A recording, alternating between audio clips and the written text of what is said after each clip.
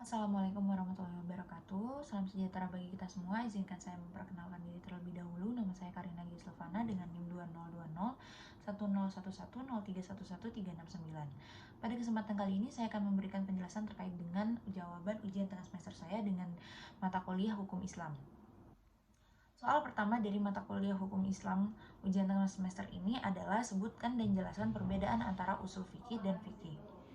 Perbedaan antara usul fikih dan fikih terlihat sangat signifikan, di mana fikih mengacu pada ilmu yang membahas tentang persoalan-persoalan hukum Islam yang praktis. Lalu usul fikih merupakan ilmu yang hal-hal yang mengacu pada ilmu yang membahas kaidah-kaidah mengenai metode dalam menggali hukum dari dalil-dalilnya yang terperinci. Lalu, fikih juga merupakan hasil dari produk dari usul fikih yang dituangkan ke dalamnya. Dan juga fikih tidak akan pernah ada jika usul fikih tidak bekerja. Nah, usul fikih ini merupakan proses dari istinbat atau menggali hukum dari dalil-dalil. Lalu, fikih juga tidak akan pernah ada jika produk usul fikih ini tidak ada, seperti yang sudah saya jelaskan tadi. Fikih ini sangat bergantung dan berhubungan dengan usul fikih. Nah, usul fikih ini awal mula proses dan dapat melihat keputusan-keputusan yang lama yang ada di dalam fikih itu sendiri. Nah, secara detail itu perbedaan usul fikih dan fikih itu sudah sangat terlihat, di mana usul fikih itu berisi kaidah-kaidah yang dijadikan sarana untuk menggali hukum syar'i dari sumber hukum Al-Quran dan hadis, sedangkan kaidah fikih berfungsi sebagai kaidah pengikat dan menghubung antara kasus-kasus fikih yang serupa. Secara hierarkis juga kemunculannya adalah usul fikih sebelum fikih gitu. Nah, objek kajian dari usul fikih adalah dalil-dalil syar'i, sedangkan kaidah fikih sama dengan fikih, yakni perbuatan orang mukallaf. Nah, usul fikih ini menggunakan pola pendekatan deduktif, sedangkan kaidah fikih ini muncul melalui pendekatan induktif. Saya lanjut dengan soal nomor 2. Jelaskan konsep hukum dalam hukum Islam dalam bentuk poster yang menarik setelah berikan contohnya. Lalu, konsep dari hukum Islam yang dimaksud ini adalah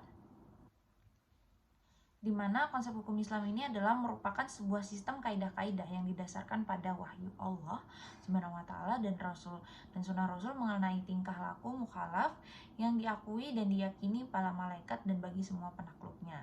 Nah, sumber-sumber dari hukum Islam ini adalah ada Al-Quran, hadis, ijma, dan qiyas. Lalu macam-macam dari hukum Islam ini ada wajib, sunnah, haram, makruh, dan mubah.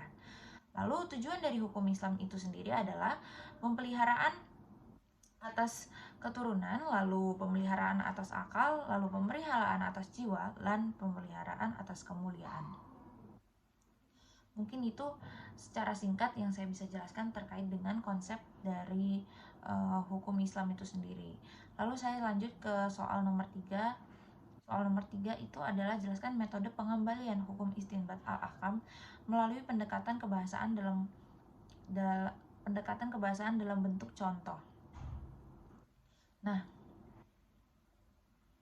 istinbat merupakan tata cara atau metode dalam menggali dalil-dalil wahyu Al-Quran dan Sunnah untuk diteruskan ke dalam bentuk hukum, di mana secara ringkas disebutkan bahwa sumber-sumber yang disepakati terbagi menjadi dua, yakni wahyu dan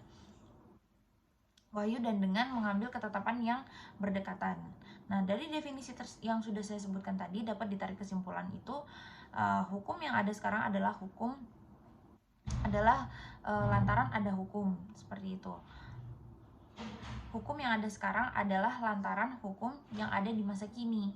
Lalu hukum yang ada di masa lalu tetap masih ada. Lalu hukum yang sekarang ada pula di masa lalu. Hukum yang ada sekarang itu ada pula di masa lalu.